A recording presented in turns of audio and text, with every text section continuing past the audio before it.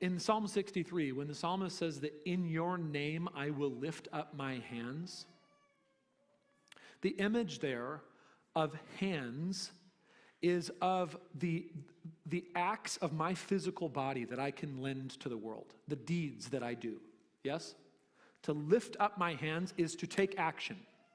So when the psalmist says that in the name of Yahweh, I will lift up my hands, what he's saying is that worship means I will offer the use of my hands and by extension, my body, like my ability to act in the world, I'll give that to God.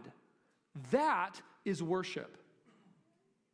So let me give a really practical example on a day like today, like families. Actually, every Sunday, we usually have the kids in during worship time. One of the things that could happen is, like this happens with our children, is they get a little bit antsy, yes? And then one thing that can happen, even in their dad's mind, is it's like, hey, stop it, I'm trying to worship.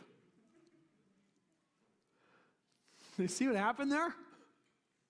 Because maybe instead, if I get down and I talk with my children, and I help them understand the moment that we're in, and I love them, and I help them calm down, like maybe that's worship.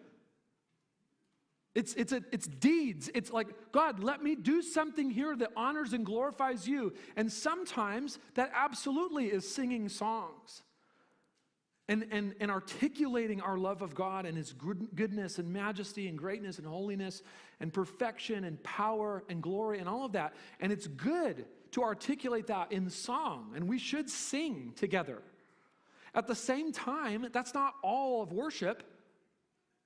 And sometimes worship is, instead of singing that song, I'm going to pray for that kid over here who's having a hard time, or this family that's having a hard time. I'm going to pray for the people of God. And that's worship.